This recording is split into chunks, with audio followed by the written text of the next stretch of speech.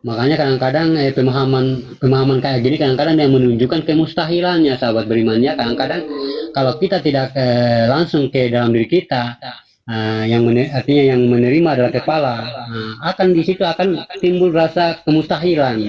Ya. Karena kadang-kadang pemahaman ini sahabat beriman dia memunculkan kemustahilannya kepada kita. Nah, disitulah kita merasa bingung, itulah kita larikan ke dalam diri kita, sahabat beriman, kita jelaskan dengan apa yang ada dalam diri kita. Nanti di situ kita akan ditemukan artinya jawaban-jawaban. Nah, itulah yang dikatakan hidayah. Ya. Iya, Bang Burung. Makasih ya, Bang Burung. Iya, Alhamdulillah iya. Semoga Bang Ahmad ini mendengarkan ya. Nanti kita tunggu lagi sholat dianya. Kata Bang Yoda, kita imani saja. Sebenarnya diri yang zahir, diri yang batin juga. Betul.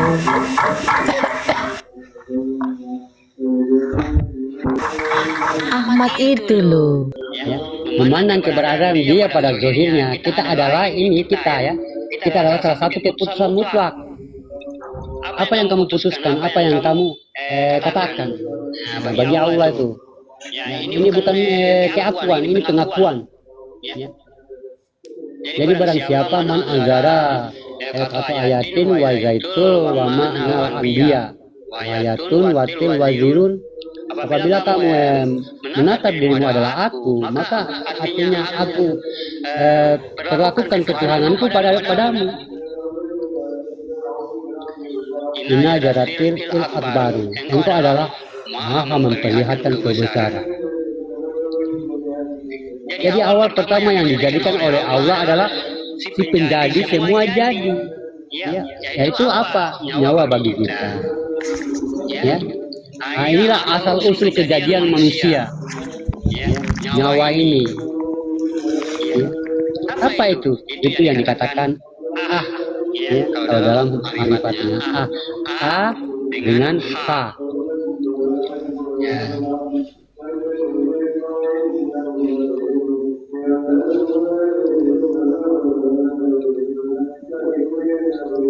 Ya.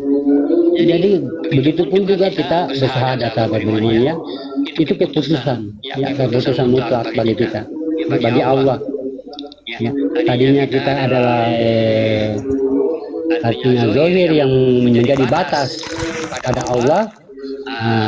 Tapi kalau dalam syahadat tidak ada batasan, ya tidak ada batasan, karena dia keputusan, bukan keakuan, ya keputusan, artinya pengakuan sahabat beriman. Jadi kalau kita bersyahadat mengatakan asyhadu an la ilaha illallah, ya kita memandang di apa yang ada dalam diri kita, asyhadu anna Muhammad Rasulullah, kita memandang zahir kita. Itu harus mutlak, artinya harus ada pengakuan, keputusan pengakuan. Nah, itu namanya bersyahadat, ya. Memandang zahir kita ini yang sudah artinya sempurna, sahabat berimannya, sebagai sifatnya Allah ya, atau yang dikatakan Muhammad. Ya, asyhadu Muhammad Rasulullah. Inilah Muhammad ya, yang tidak memiliki wajah, artinya yang tidak digambarkan wajahnya, karena wajahnya hanya pada Allah. Ya. Kenapa dikatakan wajahnya hanya kepada Allah? Karena apa? Pandangannya Allah, ya, kalamnya Allah, nafasnya adalah nafasnya Allah, pendengarannya Allah, melihat adalah penglihatan Allah. Itulah makanya dikatakan di mana pengupandang yang di situ ada wajah-wajah kita. Jadi memandang, kalau kita memandang keberadaan kebesaran Allah ya pandang diri kita ini ya. Memandang kebesarannya, makanya dikatakan akbaru. Ya, akbaru itu artinya kebesarannya, atau yang dikatakan sifatnya. Ya. Matanya ini kan artinya dari Allah kan, yang memandang ini kan Allah ya, maha melihat apa yang ada pada zahir kita ini. Ya, inilah akbar, inilah kebesarannya, inilah bukti kekuasaannya nih. Bisa kita gerak, ya, karena ada yang menggerakkan. Ya. Itu aja. Kalau kita sudah mampu mengingat begitu, berarti kita sudah masuk dalam tawaf atau sholatul doimun atau beribadah dalam 24 jam. Ya, selagi kamu duduk atau baring atau berdiri atau lagi berjalan, nah, kamu di situ beribadah tuh. Ya, beribadah dalam 24 jam tuh. Kenapa? Pandanganmu tadi tidak lepas dari menatap zahirnya. Itu yang dikatakan mengingat. Ya, jadi makanya mengingat itu tidak berulang-ulang kali, sahabat beriman, ya. Dikatakan al-zikri itu tidak berulang kali, tapi cukup sekali.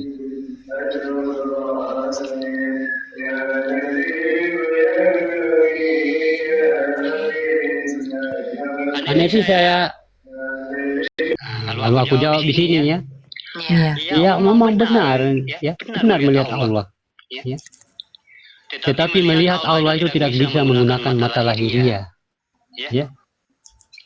Maksudnya apa? Tidak bisa kita menggunakan mata akal kita.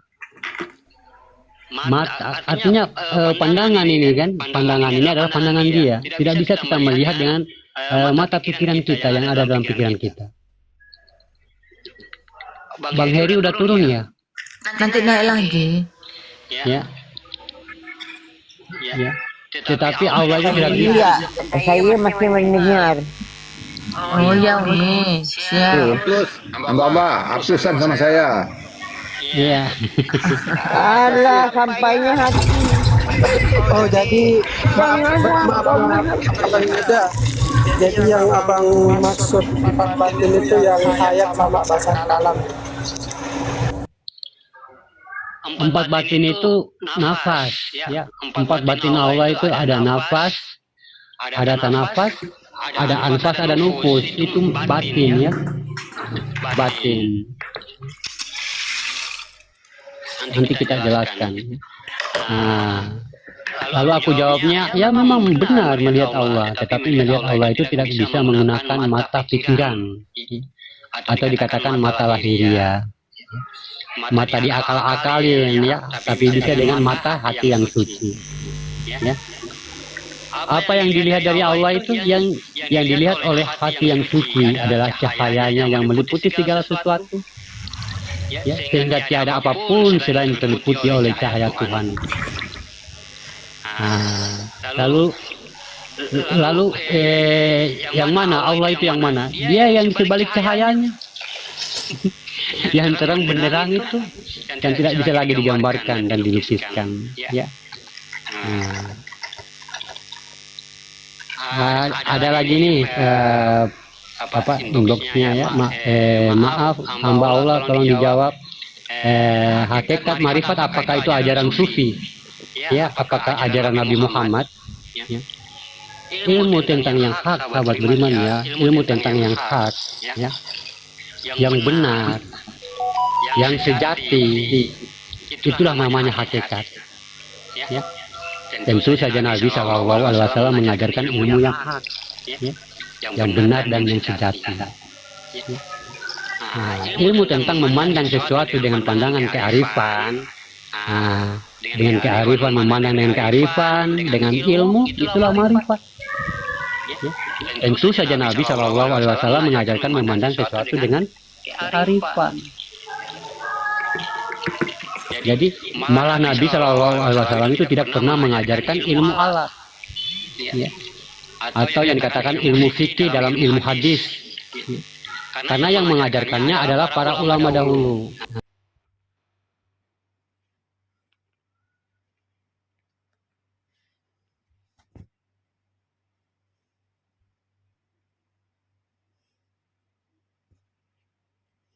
Selama ini ya, sejauh mana pemahaman kita tentang sebuah wujud yang bersifat Tuhan, ya.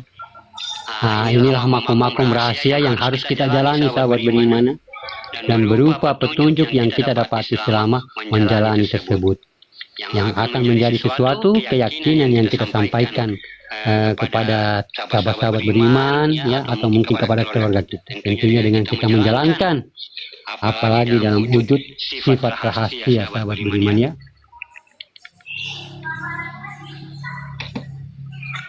Jadi seperti kita memahami sifat rahasia. Rahasia itu kan dikatakan al-insani siri wal insanu suru. Berarti pemahamannya kita harus pahami bahwa semua itu terbuat dari rahasia Allah. Ya. Tidak ada yang terbuat manusia itu dari tanah. Ya. Tidak ada manusia itu berasal dari tanah. Ya. Dan kembali pada tanah. Tidak ada, sahabat beriman ya.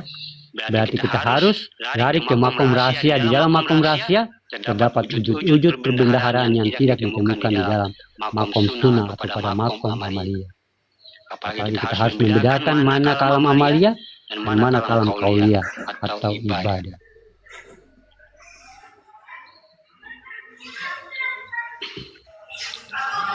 Ini kalau kita tidak bisa membedakan, sahabat beriman ya, ini artinya tidak bisa membedakan mana yang menjadi batasan bagi kita. Ini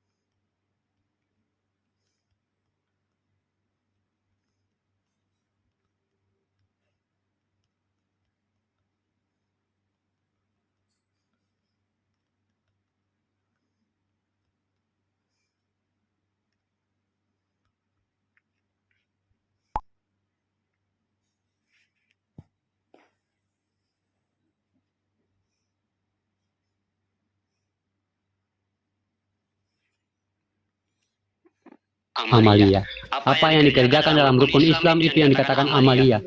Ya. Nah, kita ini bagaimana ya meningkatkan amalia ini menjadi ibadah. Ya. Nah, seperti sholat ini ya, sholat masih berpotensi amalia, ya, amalan. Ya. Tapi bagaimana sholat kita ini menjadi satu ibadah? Artinya perbuatan kita ini sampai kepada Allah. Nah, itu yang dikatakan ibadah. Sesuatu perbuatan yang ada pada diri kita, artinya sesuatu perbuatan kita yang sampai kepada Allah, itu yang dikatakan ibadah. Ya. Makanya walaupun juga kita sholat, tapi kalau tidak sampai kepada Allah, ini masih kategori amalia, belum ibadah. Berarti sholatnya tidak sampai, sahabat beriman ya. Tidak sampai. Nah, inilah peningkatan pemahaman kita, sahabat beriman. Jadi apapun yang kita lakukan, mau kerja, mau makan, harus sampai kepada Allah. Nah, sampainya kepada bagaimana harus sampai kepada Allah? Dengan mengingat tadi, ya, dengan cara mengingat tadi, ya. Saat kita lagi makan, ya, pandangan ini, ya, yang artinya mata ini memandang tubuh kita lagi gerak makan, ya. Disitulah kita niatkan, sahabat beriman, artinya disitulah kita artinya sesungguhnya hanya Allah yang berkehendak atas apa yang aku lakukan. Mau makan, mau tidur, mau bekerja, ataupun mau lagi baring-baring, lagi bersendirian. Ya. Makanya Allah itu kadang-kadang berikan kita kadang-kadang Allah itu berikan kita sedikit ujian. Ya. Tapi kebanyakan kita manusia itu lari kepada orang lain. Ya. Lari kepada yang lain. Untuk apa? Untuk curhat kepada orang lain. Artinya cerita kepada orang lain. Kadang-kadang Allah itu memberikan kita artinya sedikit ujian, biar kita tahu, biar kita tahu kita itu manusia, artinya biar kita paham sebenarnya di mana tempat saya bercurhat, di mana tempat saya mengadu. Ya. Tapi kalau kita sudah tahu sesungguhnya diri kita ini adalah artinya kodrat, artinya wujudnya Allah atau kesempurnaan Allah itu sendiri. Ya kita bagaimana kita ngomong dengan dalam diri kita, sahabat imannya. Sama halnya kita lagi mungkin selesai sholat tahajud ya. Karena tahajud di situ artinya mengartikan hanya yang terpilih. Ya. Artinya manusia-manusia yang hanya artinya terpilih. Ya, tidak semua orang Allah membangunkan seseorang itu pada tengah malam untuk melakukan sholat itu. Ya, makanya dikatakan tahajud, ya, hanya sifatku. Ya, ta itu hanya sifatku. Fa itu adalah zat ya. Jud itu yang bersujud. Ya, hanya sifatku yang artinya bersujud kepada aku. Jadi kita sebagai tamu istimewanya malam itu ya. Kita curhat di situ, kita artinya kita kan ini udah tahu nih ya bahwa diri kita adalah maujudnya Allah. Kita ngomong dalam diri kita ini. Kita curhat. Selesai sholat mungkin ya. Kita lagi sampai artinya kalau kita memang tahan sampai kita menunggu sholat subuh. Kita bertafakur di situ. Iya memang sahabat beriman. Semua perbuatan sesungguhnya perbuatan Allah sendiri. Makanya kenapa dosa tuh kita bawa perbuatan ini di maksiat. Mencuri itu perbuatan Allah, makanya dosa. Karena kita membawa perbuatan Allah, kehendak Allah dalam membuat maksiat. Ya, makanya bagi orang-orang saja yang sadar, artinya bagi orang-orang yang sadar saja mendapatkan pengajaran terhadap Tuhan. Ya. Kalau orang yang sadar tuh bisa memilih, bisa memilah, oh ini buruk nih. Ya. Sedangkan saya bawa kehendak Tuhan saya, berarti ini buruk, berarti nggak boleh. Nah itu orang yang mampu merasa artinya mampu mencegah perbuatan keji dan mungkar. Karena apa? Dia sudah mengingat Allah tadi. Dengan cara ia memandang, dengan cara ia melihat gerakannya, dengan cara bagaimana ia menatap, bagaimana ia mendengar. Ya. Kita paham menjadi sahabat beriman. Tapi kalau keakuan diri kita yang menebal ya, walaupun itu buruk, tetap kita akan lakuin. Ya. Tetap akan kita lakuin. Inilah sadisnya keakuan diri kita, sahabat beriman, sadisnya ya. Jadi keakuan diri kita yang sungguh-sungguh sadis ya. Walaupun mau sholat, walaupun lagi berzikir, pokoknya dia bagaimana cara untuk menggulingkan keimanan kita. Makanya inilah yang kita perangi, sahabat beriman, di dalam dunia ini hanya yang itu yang kita perangi. Ya. Jangan sampai dia mampu menimbulkan kita, kitalah yang bertubuh hewan tadi ya, bertubuh hewan, berwatakan artinya hewan itu juga sendiri.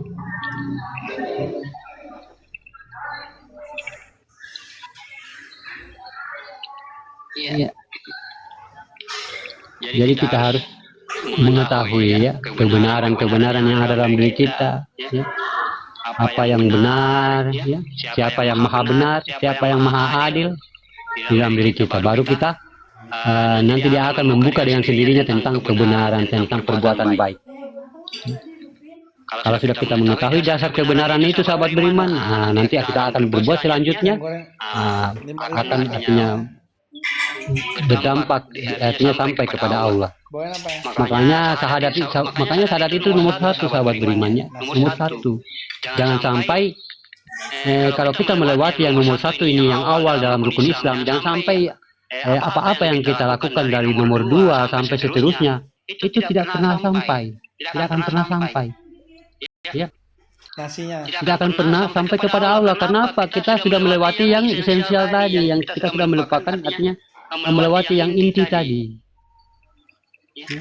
Kalau kita sudah melewati yang inti ini, sahabat beriman ya, yaitu sebagai syahadat atau pengakuan, ya, bukan keakuan ya, pengakuan. Ya, pengakuan. Ya, dia harus pengakuan ya, mutlak. Assalamualaikum enggak? Tapi kalau kita sudah artinya melewati, nanti sholatnya, zakatnya, hajinya itu akan tidak sampai, sahabat beriman. Ya. seharusnya dia harus dari 1, 2, 3, 4 sampai seterusnya. Karena apa? Karena Islam itu hanya menerima, karena Tuhan kita itu hanya menerima yang benar. Kalau tidak benar ya nggak menerima dia. Makanya ada Islam ya, ada alif di situ, ada sin di situ, ada lam di situ ya. Itu tentang kebenaran. Kalau nggak benar, walaupun kamu orang yang baik, ya, walaupun kamu orang yang baik, orang yang pemurah, tapi kalau pemurahmu, kebaikanmu tidak benar, ya memang tidak diterima. Tidak diterima sama sekali.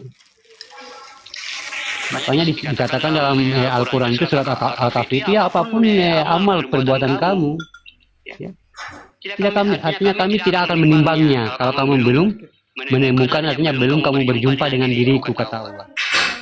Kenapa? Kan hanya dia, hanya dia yang maha benar, maha baik. Nah, kalau dia maha benar, dia akan menumbuhkan di dalam dirimu tentang kebenaran. Kalau dia maha baik, dia akan menciptakan kebaikan apa yang ada dalam dirimu, menciptakan kebaikan kepada orang lain. Kalau dia maha adil, dia akan menciptakan keadilan di dalam dirimu. Mungkin kamu sudah mampu merasa adil kepada seseorang. Tapi kalau kamu belum mendapatkan keadilan maha adil di dalam dirimu, walaupun kamu berbuat adil, mungkin keadilanmu mungkin pas atau sah di mata orang lain, tapi belum tentu benar di mata Allah. Karena Allah itu maha suci ya, maha yang benar, ya maha benar. Jadi kalau dia salah sedikit aja nggak mau tuh, ya, bukan kayak kita di sekolah kita lagi ujian ya. Lagi sekolah tuh mungkin ujian, artinya ada yang nilai 100, ada yang nilai 80. Kita kalau kita masih dalam ilmu sekolah 80 itu ya masih diterima baik ya. Ada salahnya dikit. Kalau 70 masih ada, yang penting belum merah. 6 juga ya, yang penting belum 5. Tapi kalau Allah salah sedikit aja nggak mau. Kenapa? Dia adalah Tuhan, ya, bukan makhluk. Ya. Bukan makhluk, sahabat beriman. Jadi kita harus menemukan dulu yang maha benar di dalam diri kita. Makanya awaludin ma'rifatullah. Ya, awalnya agama itu mengenal Allah. Nah, kalau kita sudah mengenal Allah, berarti kita sudah mampu beragama. Ya. Mampu beragama, kita menjalankan apa yang hukum-hukum dalam agama itu ya. Kita sudah mampu bersalat, kita sudah mampu zakat, kita sudah mampu haji bagi yang mampu.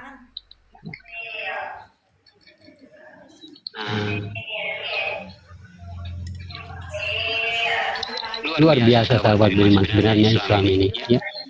Makanya dikatakan agama yang benar ya, bukan agama yang paling benar tapi agama yang benar.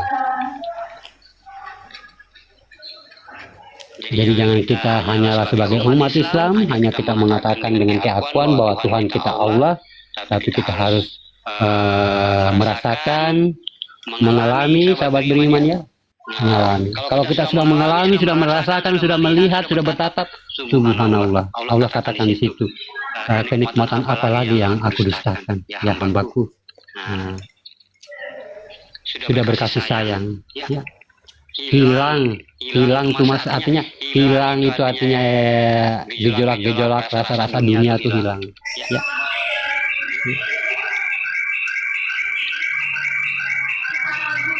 Jadi kita tidak ditunjukkan lagi oleh alam semesta ya. Kita bagaimana kita sudah mampu menundukkan alam semesta sehingga alam semesta ini akan mampu memberikan kita sehingga alam semesta ini mampu artinya menurunkan keberkahannya, ya, kenikmatannya lewat langit. Ya. Lewat langit. Kita lagi butuh, alam semesta udah tahu nih, udah sediain tuh, ya.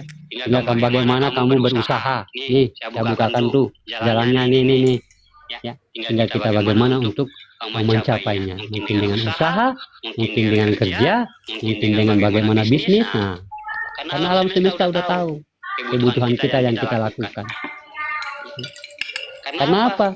di dalam diri kita sudah ada yang maha rezeki, ya, maha berkah di dalam diri kita. Ya. Jadi kita harus mengalami masa tafrid dan tajridnya. Ya.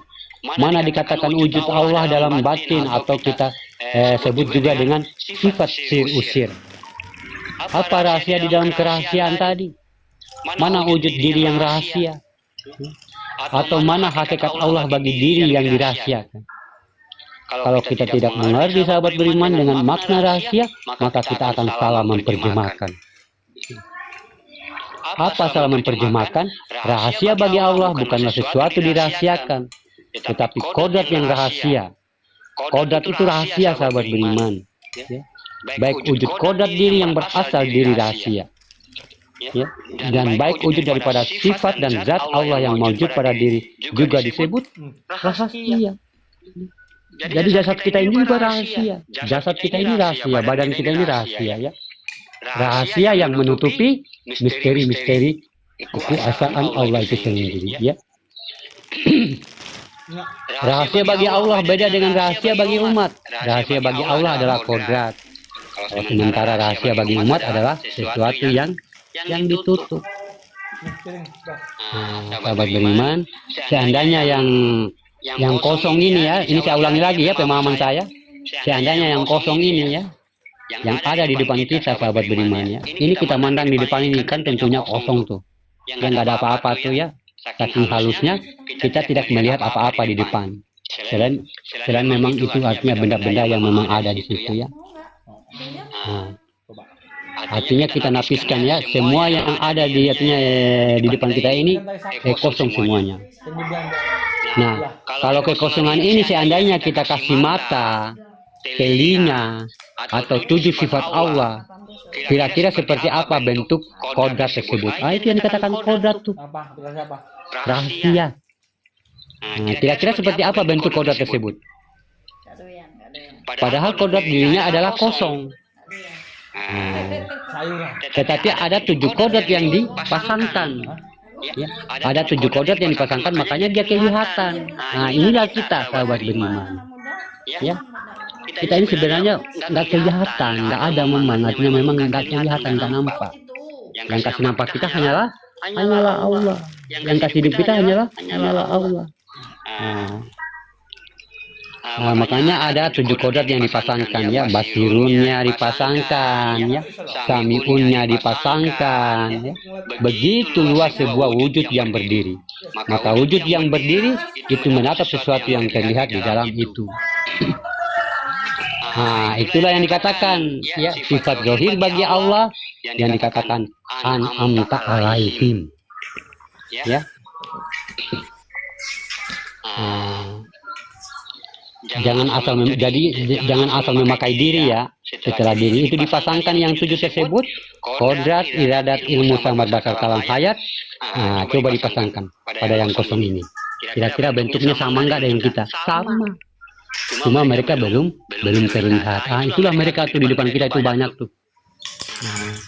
Tapi mereka belum terlihat.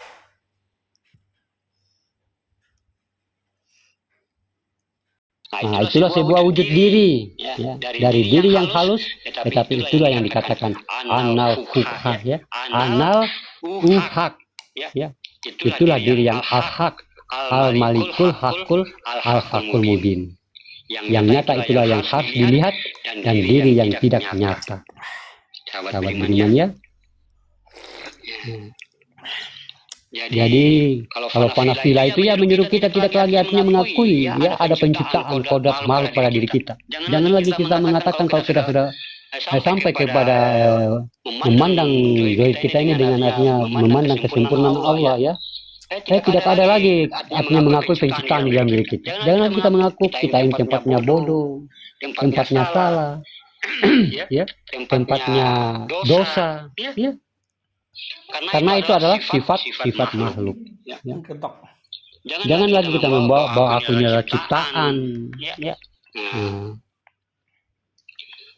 Pada diri kita. Makanya kita ini diarahkan oleh Allah dalam bentuk panasila wal bako umfila.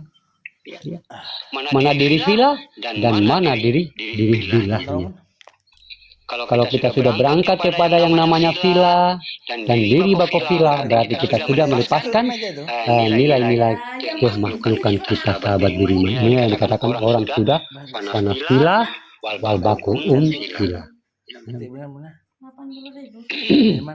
Jangan lagi kita menundukkan diri kita dengan kehidupan makhluk, ya. Sama halnya begini, sahabat beriman, ya. Besok kita lagi mau makan apa ya? Nggak ada uang. Nah, itu sifat makhluk, sifat keraguan terhadap Tuhannya. Ini saya udah nggak ada uang nih, besok mau ngapain nih? Nah, itu lagi sifat makhluk, sifat keraguan atas rezeki Tuhan. Jadi itu juga dilarang, sahabat beriman, ya. Kalau kita mengatakan sedemikian, nanti Allah akan artinya bagaimana dia menempatkan kita pada kekurangan terus, ya, kekurangan terus, karena kita sudah mengatakannya, ya, kita sudah mengakui diri kita. Sahabat beriman, kalau kita sudah berangkat kepada yang namanya vila dari bako vila, ya, berarti kita sudah melepaskan nilai-nilai kemakhlukan kita, ya. Kalau kita kaitkan fana vila, ada zat, ada batin, ada nur, tetapi di dalam bi alaihim, diri yang sudah menjadi sifat bagi Allah. Bi alaihim, diri yang batin, sahabat beriman, ya, diri halus, bukan diri zat dan nur lagi. Itu tidak ada nama lagi, ya, tidak lagi artinya kita menyebut, ya, tidak berbentuk warna, tidak bisa kita akalin, ya. Makanya asma itu, Allah itu sebagai asma langsung lenyap dia, lenyap menjadi sebuah wujud kita, sebuah keakuan kita, sebuah gerak kita, cara memandang kita. Jadi kalau kita memandang kepada orang lain, ya, yang memandang adalah Allah. Terbentuklah kasih sayang kepada orang lain, ya. Kalau kita mendengar, ya, pendengarannya Allah, terbentuklah pendengaran kita bawa di dalam pendengaran yang baik. Kalau kalam kita adalah kalamnya Allah, kita membawa bentuk bicara kita dengan bicara halus, tidak menyakiti hati orang lain, tidak mengejek orang lain, tidak menghina orang lain atau memaki, mencaci. Ya, karena sudah sadar kita, artinya kita sudah paham, ya. Inilah halnya kita, artinya bagaimana sudah kita memadamkan keakuan tadi, ya, sifat sombong kita, sifat keakuan kita, ya. Jadi berarti kita telah meninggalkan fana vila tadi, sahabat beriman, cuma dari awal kita berangkat dari diri fana vila dulu, agar iman kita bisa kita tingkatkan. Diri yang rabani, diri yang menguasai seluruh diri. Inilah yang dikatakan surat An-Nas tadi, ya. Berwujud kodrat batin bagi Allah, nyawa bagi kita. Berkodrat zat bagi Muhammad, itu adalah insan bagi kita. Dan setelah berhayat Allah pada nur, Adam jasad bagi kita, ruhani, nurani, dan rabani. Itu fana vila.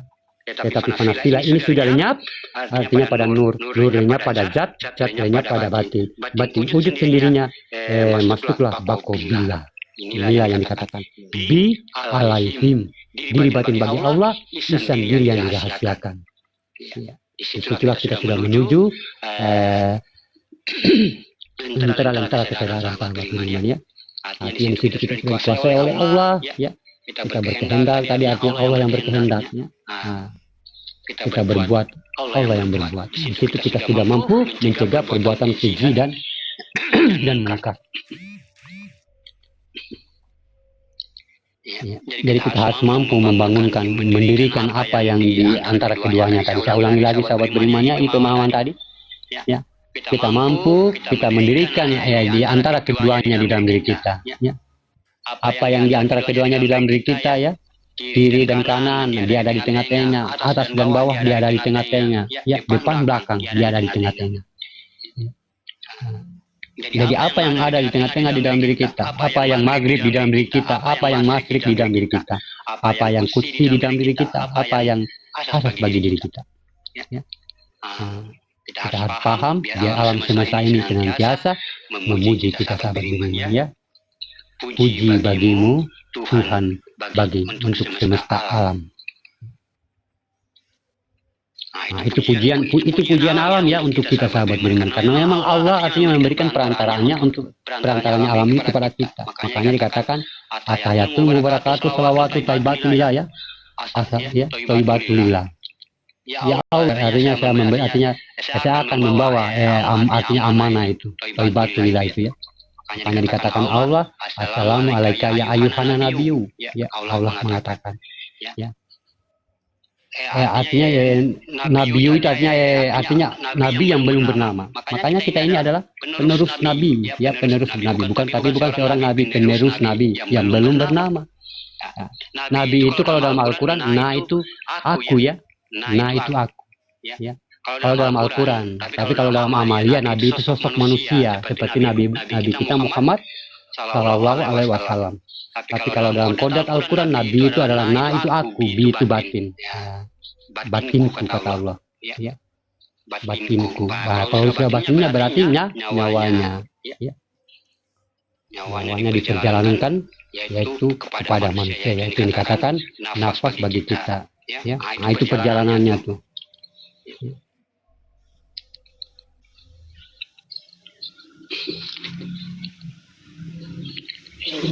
Jadi dengan pengetahuan ini sahabat beriman, dengan pemahaman kita ya, jadi apapun yang kita pandang di luar maupun di dalam Al-Quran semua sudah kita paham, di situ semua ada artinya semua artinya keluar dari dalam diri kita ya.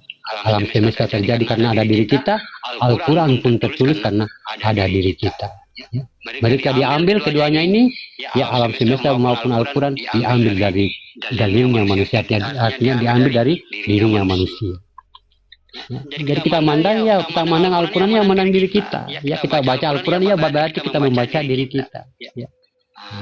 Al-Quran adalah petunjuk bagi diri kita untuk menuju jalan yang lurus ya. Makanya disempurnakan oleh yang menyempurnakannya oleh kita, karena kitab sucinya ada dalam diri kita. Yang kita baca ini adalah Al-Qur'annya, mandang dengan batin, ayat sucinya di dalam diri kita. Itulah yang menyempurnakan, yaitu kitab nafsiyah bagi kita. Makanya Al-Quran ini menyatakan hal-hal yang sangat berprinsip sahabat berimannya kepada ilmu. Tapi kalau kita tidak berpikir, kalau kita tidak mau paham mana yang bisa dikatakan sebuah wujud ilmu, kalau kita melihat dari potensi alif lam mim, ada 3 potensi di dalam diri. Ada akal, ada iman dan ilmu. Ya. Jadi akal itu kiraat, baca ya.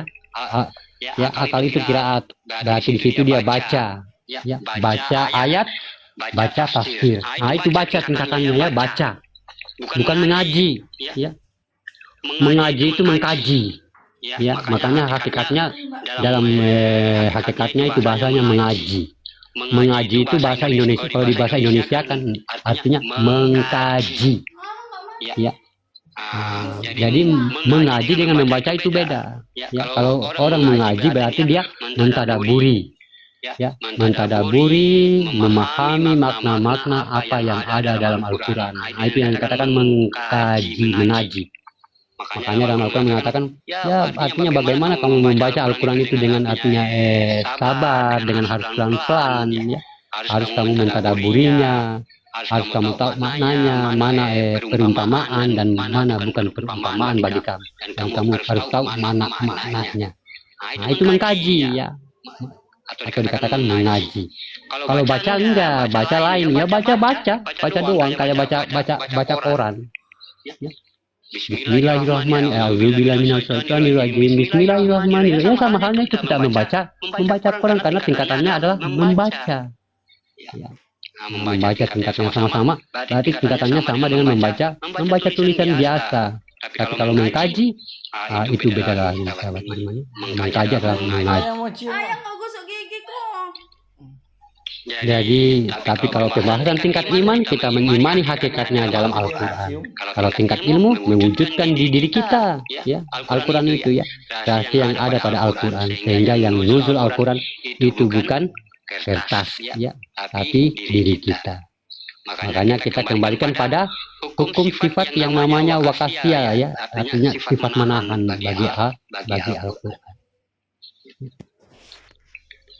Makanya beda tuh ya, beda kalau orang pahamkan yang cuma artinya beda yang minta maaf sebelumnya. Makanya beda kalau orang yang memahamkan Al-Quran itu dengan secara baca, dengan secara mengaji. Ya beda tuh, bahasanya tuh beda. Kalau orang yang memahamkan Al-Quran dengan membaca, itu cuma artinya doang. Ya, cuma artinya doang. Cuma artinya apa yang dikatakan tafsir yang itu. Tapi Al-Quran mengeluarkan makna, sahabat ini. Makanya dikatakan mengkaji. Makanya dikatakan Al-Quran ini ya. Al-Quran artinya kita membaca dengan batin. Memahami dengan batin, memahami artinya di sini itu kita harus artinya mengetahui maknanya. Jadi perlu kita perhatikan mana kodrat diri pada Al-Quran. Karena Al-Quran ini inti sumber aras dan kuncinya Allah. Jadi kalau ingin mengetahui kodrat apa yang asal Al-Quran ini, sahabat beriman, inilah dikatakan Al-Quran hakikat Allah dan Muhammad. Allah dan Muhammad itu maksudnya Allah itu dengan sifatnya. Ya, kalau dalam maknanya. Ya, tapi kalau dalam kiraannya atau dalam bacanya, ini akan tertuju kepada Nabi Muhammad SAW, Nabi kita ya. Tapi kalau dalam mana pengkajiannya ini Muhammad adalah sifat Allah. Mana hakikat Allah dan Muhammad? Inilah si wujud satu yang berdiri atau sesuatu yang berdiri dari diri dengan diri.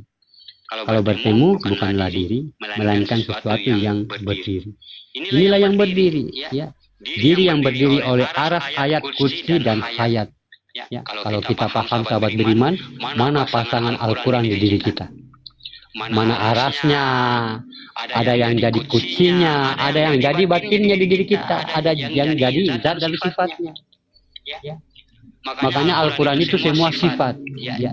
Cuma satu Al-Quran yang kitabnya diri, yaitu surat An-Nas. Ya. Yang lain itu sifatnya semua tuh. 29 juz itu sifatnya semua. Ya. Jadi dia cuma menceritakan tentang kolbunya manusia. Mana kolbu yang ada pada Al-Quran. Itu surat Al-Kahfi, ya itulah Baitullah, ya atau gua atau hitam ya. Itu kolbu itu yang kalau dalam diri kita itu berarti Baitullah, ya, nyawa bagi kita. Itu mengatakan semua sifat. Kalau Al-Fatihah itu perjalanan, ya, perjalanan Allah dalam diri manusia, ya.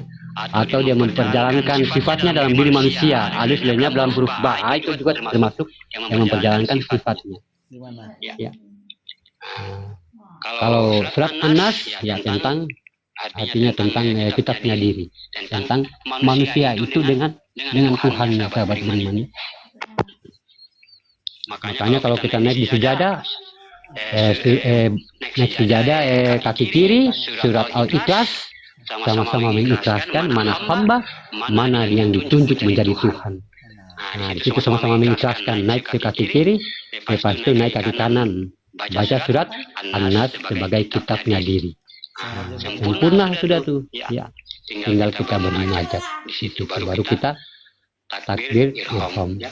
Makanya dikatakan ihram, ya, ihram, itu zat, ya, itu sir. Makanya ihram itu menyatu, ya. Artinya itu artinya zat, ya, zat.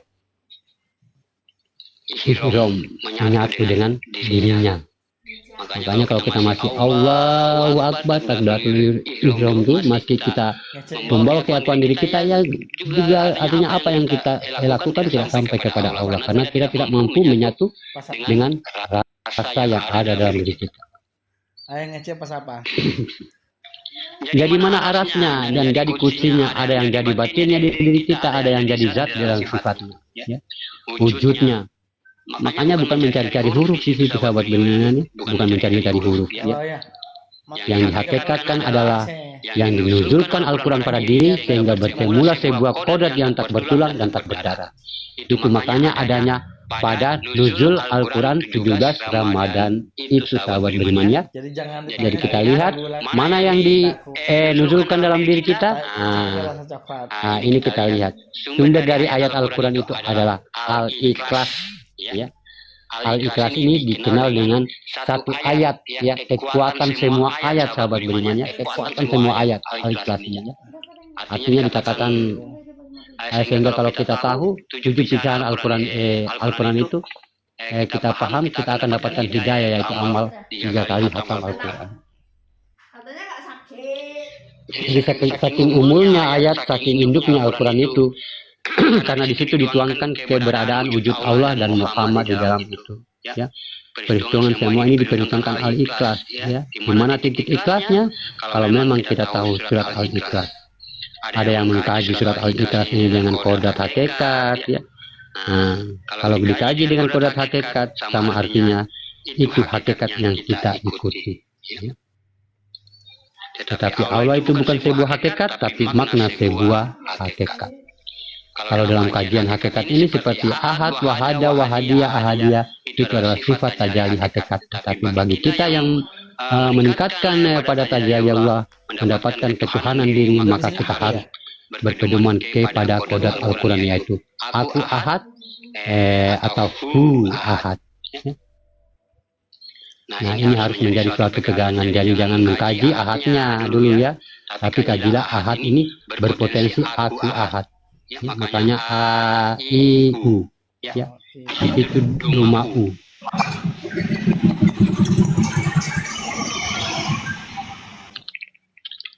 Mungkin Kak Nevi mau bernarasi, silakan Kak Nevi. Ada yang mau bertanya, sahabat beriman? Atau yang lain mungkin Umi Casanova, silakan Umi Casanova. Nyimak dulu Bang Hamba.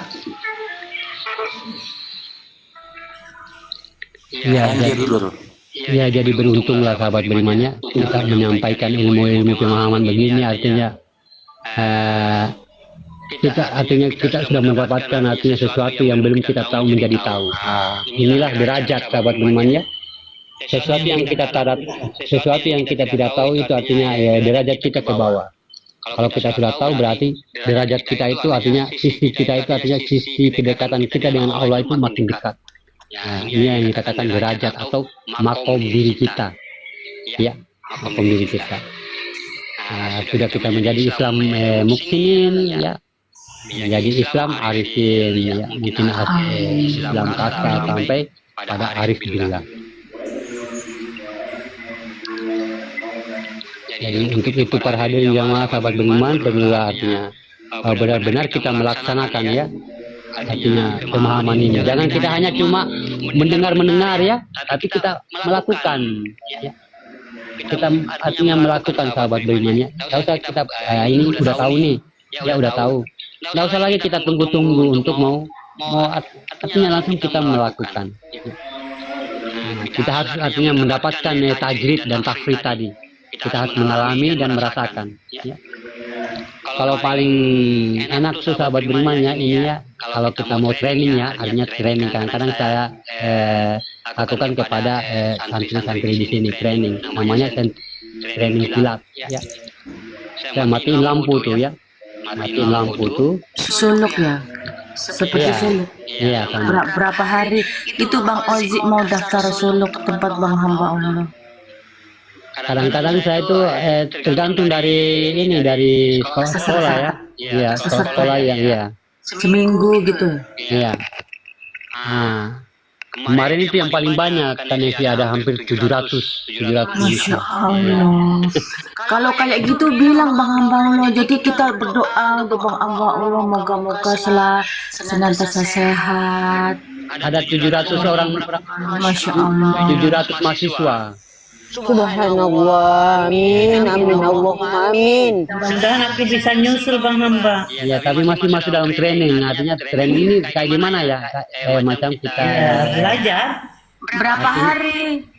3 hari, 5 hari, Gini maksudnya kan ini saya jelasin. Yang dinamakan training silat ini artinya di situ kita memahamkan dulu ini artinya anak-anak ini dalam artinya bagaimana rasa mati. Ya, artinya bagaimana rasa mati dan bagaimana rasa kita berbuat salah kepada orang lain atau sebagai dosa bagi kita. Nah itu kita padamkan lampu tuh, ya, padamkan lampu. Lepas itu kita lantunkan artinya kita putarkan musik, artinya musik, putarkan lantunan Al-Quran. Ya, mereka di situ langsung artinya bagaimana memejamkan mata dengan artinya fokus dengan rasanya tadi sahabat beriman ya, rasanya rasa yang ada pada diri mereka. Lepas itu mereka artinya kita perintahkan untuk mengingat mati. Ya, mengingat mati. Mengingat dosa-dosa kepada orang tua atau kepada yang lain. Nah, itu. Hamba Allah, jika kita bertafakur sendiri di rumah dengan menyebut asma-asma Allah dan menjalankan ibadah dengan sempurnanya, kalau yang terdaya oleh saya, apakah itu sama dengan bersuluk? Kalau bertafakur Umi, kalau bertafakur artinya di situ tidak kita lagi berkalam Umi. Iya, tidak lagi kita mengagungkan nama. Ya, tidak lagi kalau kita lagi berasma artinya kita lagi mengkalamkan, berarti kita mengagungkan. Ya. Makanya dikatakan tafakur. Ya, tafakur itu kan itu kan ibadah ya. Ya, itu ibadah, fa itu batin. Baiklah, paham saya sekarang. Ya. Terima kasih. Ya, tafakur itu sama dengan zikir sebenarnya, tapi zikir ini bisa kita artinya bukan artinya dia berbedanya dengan tafakur. Zikir ini bisa tidak dilakukan artinya saat kita duduk ya, artinya bisa kita lagi tidur ya, itu zikir. Mau tidur mau kerja ya, tapi kalau tafakur ini harus benar-benar dalam duduk ya. Bukannya holwat kah Bang Hamba? Sama nggak dengan holwat? Kalau holwat itu masih masuk dalam, kalau masih dia berkalam ya masih dalam ranah amalia. Ya. Pokoknya yang dikatakan ibadah, yang dikatakan dengan tentang harus mencapai sampai kepada Allah, itu jangan kita berucap.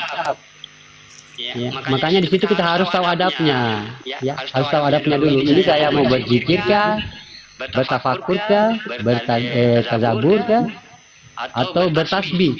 Ya, sudah harus tahu. Dari cara duduknya aja udah beda tuh. Dari cara munajatnya juga udah beda. Dari cara bagaimana kita mengatakan juga beda. Jangan kita bilang berzikir, makanya jangan kita bilang mengatakan berzikir, padahal pembawaan kita dalam kodrat kita, makom kita hanya makomnya bertasbih, yaitu mengagungkan nama Allah. Seperti Allahu Akbar ya, Alhamdulillah. Allahu Akbar, Allahu Akbar, Allahu Akbar. Ini kan berkalam. Nah, ini namanya bertasbih. Ya, mengagungkan nama Allah. Ya. Mengagungkan nama Allah. Kalau bertafakur itu udah nggak ngomong dah. Ya, sama dengan berzikir. Ya. Sama dengan berzikir. Tafakur itu arti. Ya, Bang Alif. Izin. Oh ya, silakan Bang Alif. Hendaklah memasak di waktu petang. Sudah waktu sesungguhnya Isa. Itu tandanya hamba mau pulang. Assalamualaikum warahmatullahi wabarakatuh. Waalaikumsalam warahmatullahi wabarakatuh.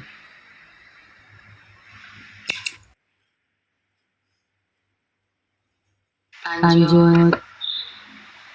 Iya, intinya kalau kita artinya mau berzikir, kita harus memiliki adab-adab sahabat beriman ya.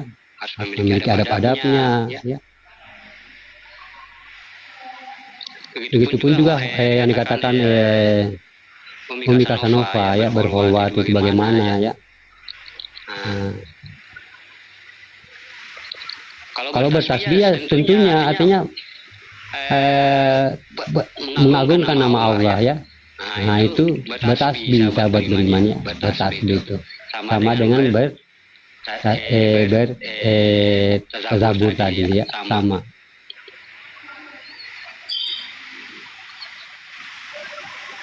Sebenarnya holwat itu sahabat beriman, sebenarnya holwat itu sama dengan tafakur ya. Ya. Semedi atau bertapa ya, holwat, tafakur ya, muhasabah ya, itu hanya beda-beda istilah saja sahabat beriman, tapi ya sama ya. Sama sebenarnya. Makanya Nabi kita dulu itu dia kayak artinya kayak gimana ya, berzikir ya, berzikir dalam gua hira itu. Tapi kalau kita katakan sepintas, dia kayak berkhulwat, artinya dia bertapa di situ dalam gua hira. Tapi tidak bisa kita mengatakan dia bermeditasi, karena meditasi itu tidak ada dalam ajaran Muslim, sahabat beriman. Ya. Meditasi itu artinya tidak ada kata meditasi begitu.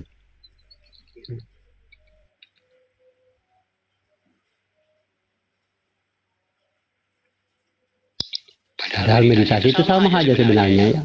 Meditasi itu sama halnya dengan artinya sama aja dengan berzikir itu, berkhulwat itu sama ya. Muhasabah sama itu ya. Seperti Nabi Musa melakukan artinya ya.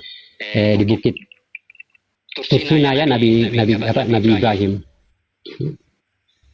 Sama dengan Nabi kita ya di Gua Hira. Ya, itu sama halnya berkhulwat. Tapi kalau dalam bahasa Sanketanya ya meditasi itu. Ya. Tapi kalau kita mengatakan meditasi, banyak akan artinya ada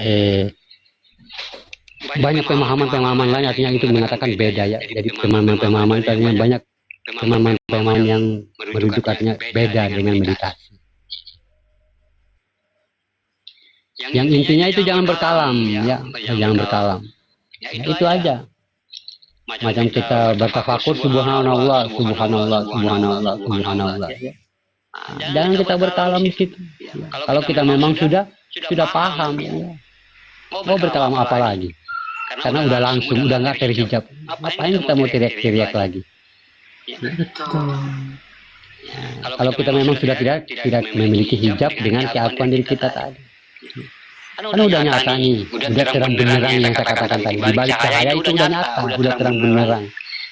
Udah orang-orang udah pada lihat tuh. Ya.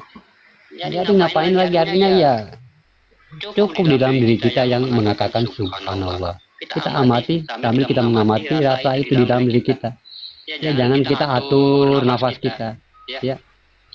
Naik turun sendirinya. Allahu Allah. Ya. Sambil di dalam diri kita bermunajat subhanallah, subhanallah, subhanallah, subhanallah. Ya. Nanti kita akan merasakan getaran-getarannya di situ, sahabat ini. Yang penting kita yakin di situ ya, tidak ada hijab lagi ya, tidak ada hijab lagi, tidak ada lagi dinding pemisah, artinya yang memisahkan pandangan ini. Ya. Jadi kalau kita sudah paham bahwa diri kita ini adalah wujud kesempurnaan, artinya memandang Allah itu adalah diri kita, ya. Untuk apa lagi kita mau berkalam? Mau meminta kesehatan, ya minta kepada diri kita. Ya. Mau mengingat Allah ya, bagaimana kita masih memandang tubuh kita ini masih dipandang? Ya, mengingat kepada Allah.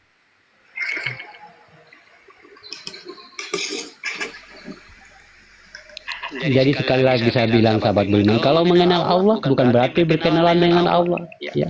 Tetapi mengenal dengan kodrat-kodratnya yang kenal dengan Dia, ya. Yang membuat tidak bersekutu dengannya. Jadi kita sudah tahu mana tingkatan-tingkatan marifat di dalam makom ibadah tadi. Dengan makom pengenalan inilah membuat derajat ibadah ini sudah mendapatkan makom, bukan hanya kodrat. Kodrat itu sudah awal, sahabat beriman, tetapi setelah kodrat ini ada makom-makom atau makom derajat ibadah. Makom syariatul fidin, lalu naik ke makom syariatul nabi, dan naik di makom syariatullah. Ya. Jangan cuma kita kalau sudah mantap syariatnya, sahabat beriman ya, sudah mantap, sudah bagus syariatnya, kita khatamkan syariat kita, naik di mana? Makom syariatul fidin, ya, hakikat.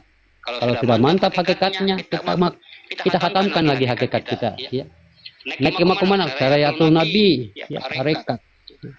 Nah, kalau sudah mantap tarikat kita, naik lagi, kita khatamkan lagi tarikat kita. Tarikat kita naik lagi kemana? Ke makom syariatullah marifat, yaitu wujud. Ya. Jadi tidak ada daya upaya, sahabat beriman, dalam pencarian ke jalan Allah. Ya. Seorang ahli ibadah itu dia tidak lagi berpihak ke satu jalan. Ya. Kalau orang ahli ibadah, saya mau syariat sajalah. Itu bukan ahli ibadah. Karena Allah menurunkan 4. Ya, sebagai jalannya para hambanya untuk memudahkan ya. Iya. Saya mau tarikat aja lah. Saya mau marifat saya mau tarikat aja atau saya mau hakikat aja. Tapi harus kita membawa empat-empatnya sahabat beriman ya. Kalau dia seorang ahli ibadah, ya. Dia tidak lagi berpihak ke satu jalan pun, ya, melainkan dia menghimpun ya dari 4 jalan tadi dengan keputusan la maujudun illallah. Ya, tidak ada lagi yang maujud